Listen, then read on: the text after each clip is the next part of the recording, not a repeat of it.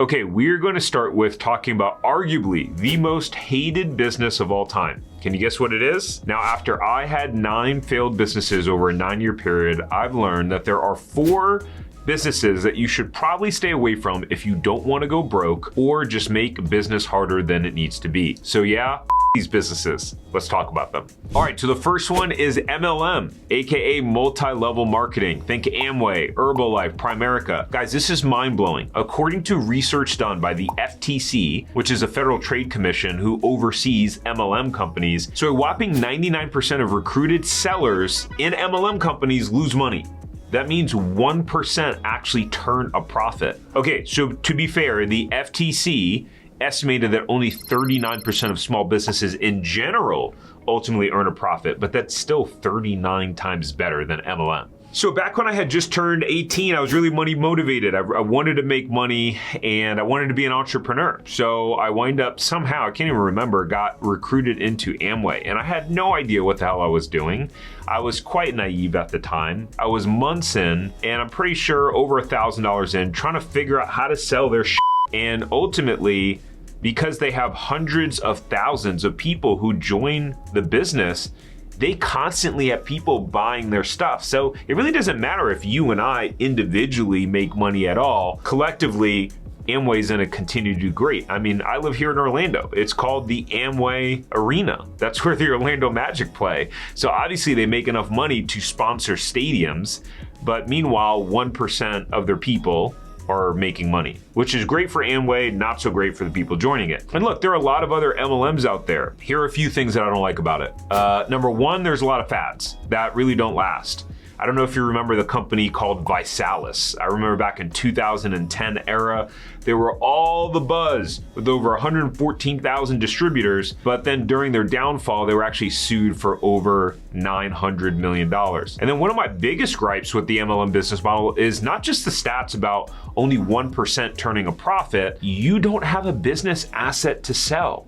If I grow a business, I want to be able to one day sell it, which I did sell my food businesses for hundreds of thousands of dollars, which was a relief. And that leads us to number 2, which is food businesses. Now, this may sound ironic given that, I used to own food businesses, but the idea overall of owning a food business sounds really sexy, but in general, it's actually pretty terrible. I actually thought the same thing like years ago, right? I own multiple food franchises, so I can really speak from experience here. But there are 2 different categories that you need to know about in the food business. You have restaurants, and then you have what's called QSRs, which stands for quick service restaurants. QSRs are things like fast food restaurants, think like Chipotle, Starbucks, juice bars. But check this out. According to the National Restaurant Association, the failure rate of restaurants in the first year is an estimated 30% failure rate, which is pretty wild. And they say that 80% of restaurants won't surpass their 5th year in business. That's disgusting. All right, so early on into my franchise brokerage business, I had a potential client tell me that he really wanted to leave the corporate world and be an entrepreneur. And so he was actually in the print business. He was around 50 years old or so. He was like, look, this is my last shot at being an entrepreneur. He wound up trying to start a restaurant years before. Didn't really know anything about the restaurant business, but that was his dream. He was like, my dream is to own a restaurant. And he had already lost a lot of money in that failed restaurant business that he tried. And I just had a heart-to-heart with him. And I said, look, this is your last attempt. You're 50-something years old. This has to work. Failure is not an option. So screw the restaurant business. Why don't you do something that's more proven, that's a slam dunk, that you know that you'll be able to be successful with and make money? And so turns out he came from the print business. He wound up buying a small business printing franchise.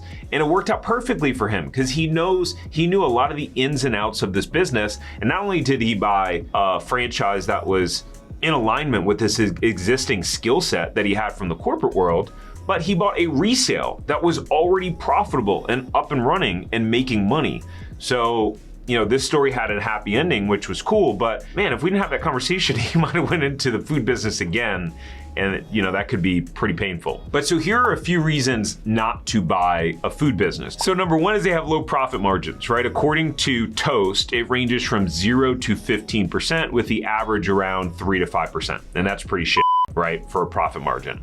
if you're going to put up all of that money in a business for 3 to 5%, the risk reward ratio is not making sense. Look, the second thing is that there's a lot of competition. In 2022, there were approximately 200,000 QSRs. Everywhere you go, think about it. There's food competing and competing and competing. Like, you really have to stand out. The next one is that there's high startup costs. The build outs are super expensive. Our first franchise that we built up from scratch, that juice bar was $340,000 to get up and open. So, you know, when you're talking about lower profit margins, we were on the higher end in that average that I talked about before, but still, it's still a lot of money, right? The other part is that you're typically signing a 5 or 10-year lease and personally guaranteeing it. So as an example, we signed a 10-year lease, which means we're on the hook.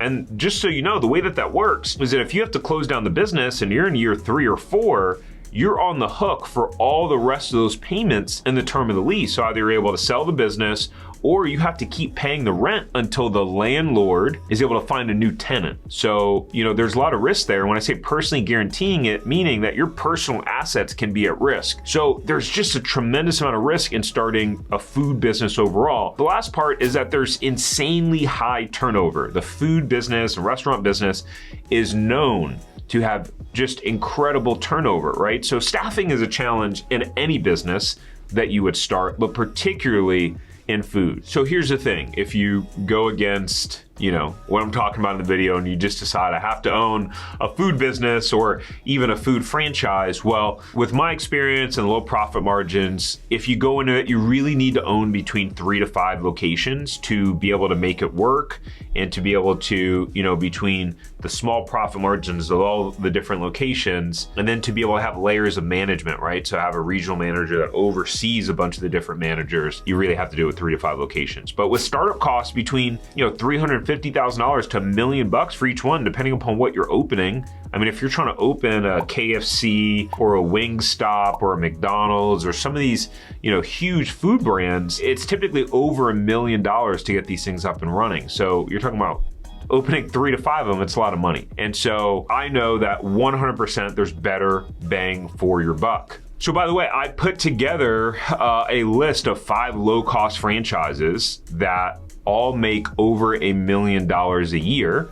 And so if you want to grab that list of the specific franchises, I talk you through the startup cost, how much money they're making by actually pulling up their disclosure document, then you can grab that in the link in the description below. Or if it's easier, you can go to franchiseempire.com/low cost. All right, so business number 3 is clothing line. So look, unless you're a big time influencer, why in the world would you start a clothing line? So in 2012, I did the idiotic thing of starting a clothing line called Live With Swag. For whatever reason, I was working for Tony Robbins at the time, traveling the country, speaking to companies, and everyone had a nickname on the team. There were 6 of us on the team that would do what we do. Somehow I got the one Swagger. So a few of us joked around about the cool idea of if I started a clothing line called Live With Swag. And for some stupid reason, I decided to actually pursue it. And so I wound up setting up a table wherever I thought people would buy my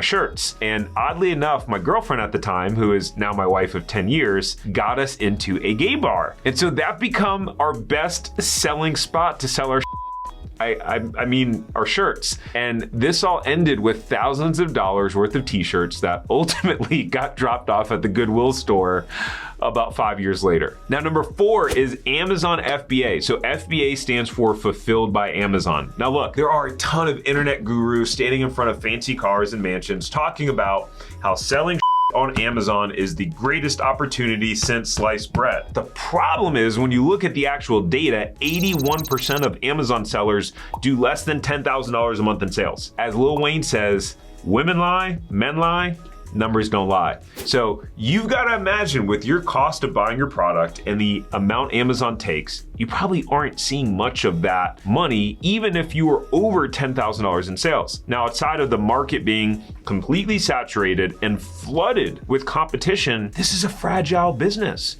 You're literally at the whim of Amazon, who can change their algorithm or decide to just make their own Amazon branded products that are cheaper and decide to outrank you. I don't buy Duracell or Energizer batteries anymore. I buy Amazon batteries. They're like half the price. So to me, it's just too much of a risk, right? For too little reward and margin, plus again, a business that you really don't have the ability to sell it for any sort of decent amount of money. So what do you think of these businesses?